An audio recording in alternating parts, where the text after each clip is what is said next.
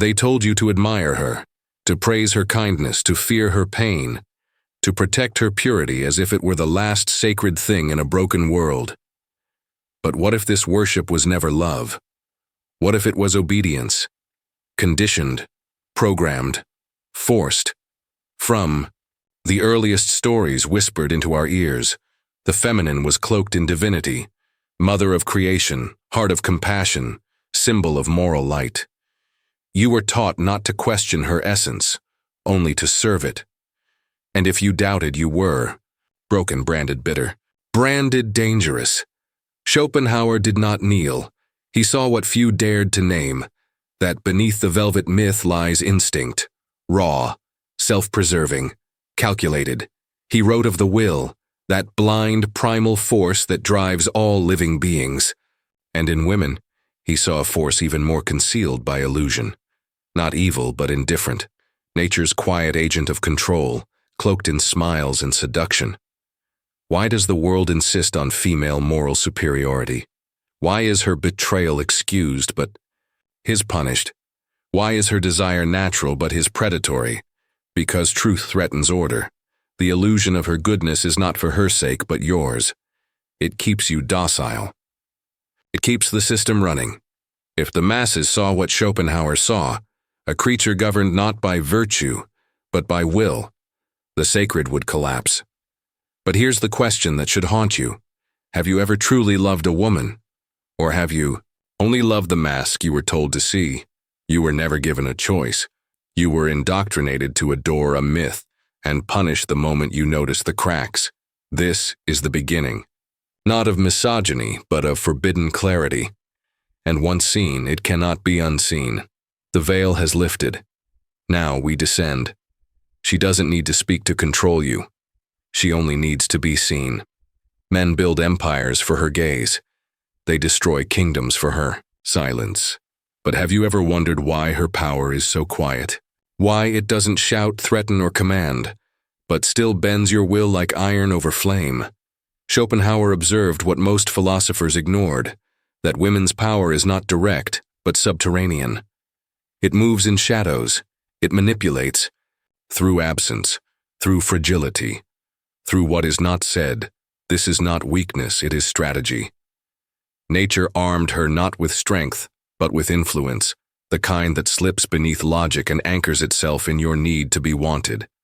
And men, driven by the will to reproduce, mistake submission for love and instinct for virtue. She does not need to dominate you physically. She only needs to become your reward. In her passivity lies her supremacy, because while you fight for meaning, she becomes the meaning. Society calls this romance, but Schopenhauer called it survival. And survival is not poetic. It's brutal. Every sweet word, every glance of innocence is not necessarily deception, but it is adaptation, a means to secure protection, resources, validation. These are not opinions.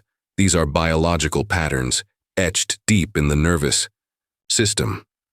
So why do you feel betrayed when she chooses comfort over passion, security over sincerity? Because you believed the myth. You believed she was the light. But light does not seduce. Shadow does. And in that shadow, men project all they crave to see. She doesn't need to lie. You do it for her. Now the question is no longer who she really is. The real question is, what part of you needed her to be something she never was?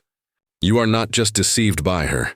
You are deceived by your longing, and that longing is your prison. She was not born pure. She was made to look that way. From birth, a script is handed to her. Soft-spoken, kind-hearted, modest yet desirable. And if she plays it well, the world will open its arms. If she doesn't, it will tear her apart. But here's the horror. This isn't just performance, it becomes identity. Schopenhauer believed that most people never reach their true self. They remain trapped in their persona, the mask shaped by social expectation, fear, and reward. And for women, that mask is worshipped as truth. You've met her, many times. The girl who smiles but doesn't feel, the woman who comforts but calculates, the partner who mimics depth but avoids pain. Is it evil? No, it's efficient. Because if she dared to shed the mask, if she revealed the hunger, the resentment, the raw will beneath the surface, the world would recoil. And so she adapts. But you? You fall in love with the adaptation. You don't love her soul, you love her performance, carefully rehearsed to appeal to your wounds, your fantasies, your inherited scripts of what a woman should be. She is praised for hiding her truth. Are punished for seeking yours, because if men awaken, the dynamic shatters. Schopenhauer didn't blame women. He blamed the collective hypnosis, the ritual of lies that keeps both sexes in chains. Her persona gets her acceptance. Yours gets, you silence, both are masks, but only one is called sacred. Ask yourself, what happens when you stop protecting her illusion? What happens when you stop serving your own?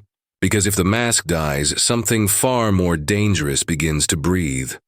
You believed love was a choice, that she chose you for your heart, your character, your soul. But nature doesn't care about your poetry. Schopenhauer saw through the illusion. What we call love is often the will to life disguising itself in romance. Behind every tender gesture, every whispered promise, lies an unconscious calculation. Genes, security, fertility, legacy. She does not betray you because she is cruel. She betrays you because nature commands it. If a better provider appears, stronger, richer, more advantageous, the shift is instinctual, cold, necessary, and you call it heartbreak. But it is biology. Society tells you she loves forever. Yet history tells a different story, of men discarded the moment they lose status, of loyalty that withers under the weight of inconvenience. Still, you insist she is different, because the alternative is unbearable. Schopenhauer dared to name this tyranny, the tyranny of the species, where individuals suffer, not for evil, but for the blind will of reproduction. She is not your partner. She is an agent of that will, just as you are, but only one of you is allowed to acknowledge it. Men who awaken to this truth are mocked, shamed, called bitter, broken, misogynist. Why? Because the system depends on your sleep. It needs you to kneel at the altar of love. It needs you to bleed and call it noble. It needs you to be a servant, not a seeker. But Schopenhauer didn't serve. He observed. And now, so must you. Because once, you see her not as goddess or demon, but as vessel of nature's will. You begin to reclaim something sacred, your own. The lie collapses, and in the ruins, the awakening begins. She is called the better half. The more nurturing, the more compassionate, the more innocent. But have you ever asked who benefits from that belief? Schopenhauer did, and the answer was disturbing. The myth of female moral superiority isn't truth. It's a shield designed to deflect accountability, because if she is seen as inherently good, then her cruelty is called confusion. Her manipulation is called survival. Her betrayal is called empowerment. This is not equality. This is strategic absolution. Society has painted her nature in soft hues. Even when she destroys a man, the world looks away. Or worse, it applauds. A broken man is invisible. His pain is not poetic. His collapse is not mourned. Why? Because acknowledging her power would mean admitting the danger behind her smile. It would mean rewriting every myth, mother, maiden, muse, and facing the terror of what lies beneath. You see, when a man wounds, he is punished. When a woman wounds, she is excused. Emotion, trauma, fear, anything but intent. Schopenhauer warned us, morality is not universal, it is a language. Written by power, and those seen as weak are rarely held responsible for the pain they cause. So she becomes the untouchable shadow, not because she lacks darkness, but because hers is protected. Ask yourself, how many men rot in silence, unable to name what they've endured? How many bury their truth because the world demands they protect her image over their own suffering? This is not balance, it's inversion. And until that illusion is broken, true understanding between the sexes is impossible. You cannot love what you're not allowed to question. You cannot heal while worshiping a lie. So burn the pedestal and see her not as villain, not as victim, but as what she truly is. Human, complex, capable of light and of devastation. Only then does freedom begin. You were told to give everything, your time, your strength, your dreams, your life. And in return, a maybe, a condition, a shifting promise built on sand. From childhood, you were primed to sacrifice, to pursue, to protect, to prove. You were taught that if you just worked hard enough, loved deeply enough, endured long enough, she would stay. But devotion, in a world ruled by instinct, is not a currency. It's a liability. Schopenhauer understood the asymmetry. Women are chosen. Men must earn. She is. You must become. Her value is assumed. Yours is conditional. You must build yourself into something worthy. But even then, your worth is temporary, fragile, dependent on status, usefulness, appeal. You are a tool until you are replaced, not because she is evil, but because the will is indifferent, and yet you keep giving. Why? Because your entire identity has been shackled to the idea that your value lies in what you do for her, not in who you are, not in your silence, not in your pain.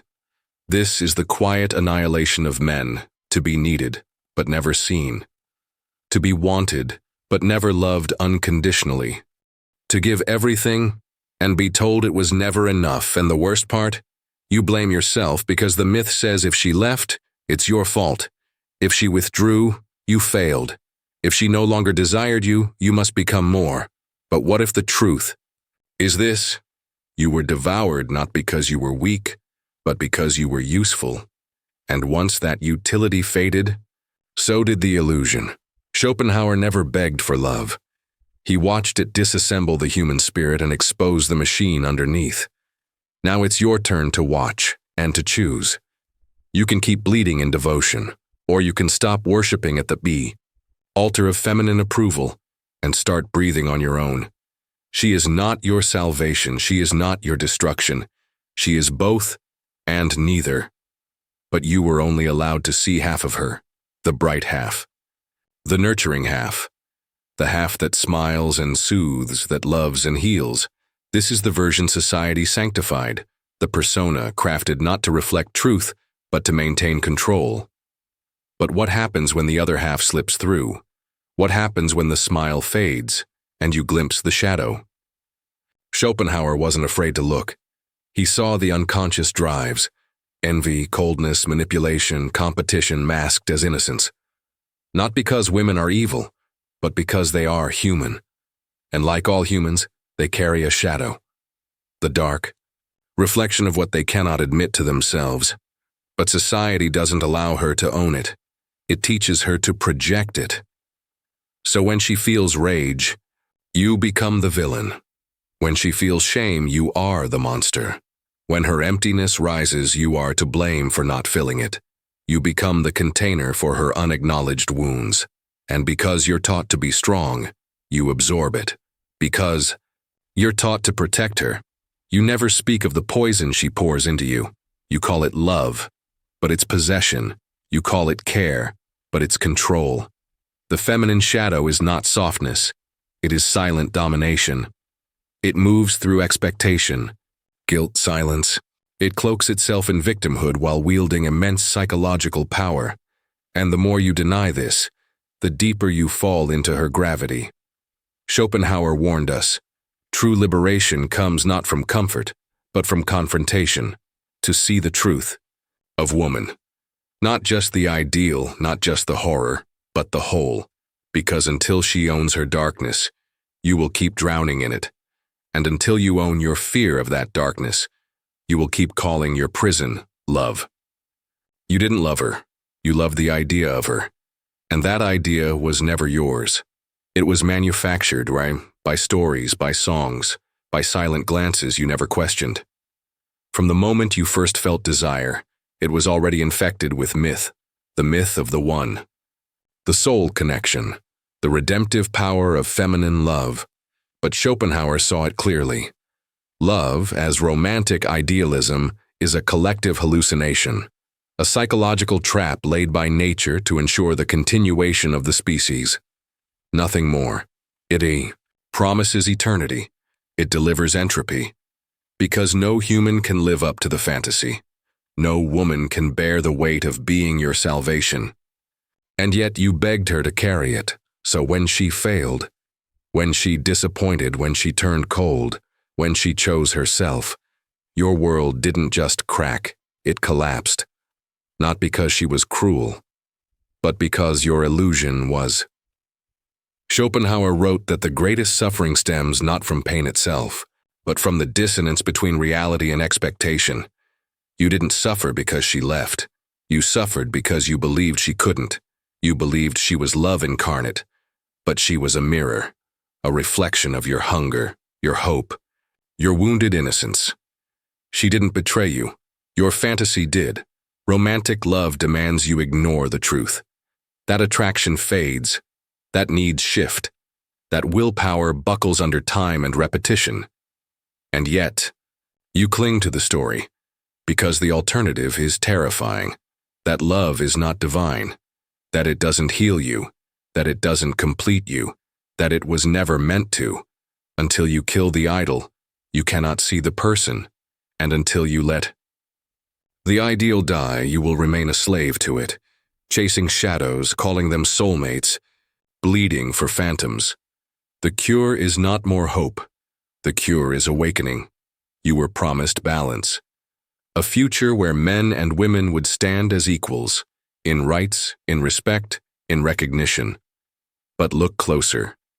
Does that equality truly exist, or has it become a camouflage for something far older and far colder? Schopenhauer didn't write about equality. He wrote about nature, and nature does not care for fairness. What we call progress has not erased instincts, it has refined them. She no longer needs to beg. She selects. She no longer waits to be chosen. She curates her options. And in this new terrain, men remain bound by old scripts, protect, provide, pursue, while being shamed for the very impulses evolution burned into their flesh. What is she taught? To explore, to express, to demand. What are you taught? To suppress, to endure, to adapt. This is not equilibrium. This is silent war, a psychological battlefield where men are stripped of authority but held to responsibility, where she can reject tradition but claim its privileges when convenient. And when you speak of this imbalance, you are ridiculed, because her pain is sacred, yours is invisible. She is allowed rage, breakdown, liberation. You are allowed silence. Schopenhauer warned us that the will to power disguises itself in many forms, not just dominance but fragility, not just aggression but moral leverage. In a world obsessed with female empowerment, who teaches boys how to be men without shame? Who tells them their suffering matters? Who gives them a voice? No one. Because your role is to carry the burden, silently, stoically, endlessly. But now, you're waking up, not to oppose her, not to hate her, but to see the structure clearly, to stop bleeding for a balance that never existed. The only equality worth pursuing is built on truth, and truth is never comfortable. This is where the illusion ends, not with hatred, not with blame, but with clarity. You were not weak for loving her. You were misled into worshiping something no human could embody. And now, standing in the ashes of your idealism, you face a choice. Rebuild the same myth, or step into something darker and far more real. Schopenhauer didn't offer hope. He offered liberation, but only to those strong enough to endure the fall of fantasy. Because freedom does not come from being loved. It comes from no longer needing to be. The moment you stop begging for approval, stop twisting yourself into shapes to be accepted, stop confusing desire for destiny, that is the moment you begin to exist as a man, not a savior, not a servant, not a victim, but a sovereign being, and this isn't about her. It never was. This was about the lie you inherited, that your worth was tied to her gaze, that your purpose was fulfilled only through her arms. Let it burn. Let the sacred image collapse. Let the persona disintegrate. Let the shadow speak.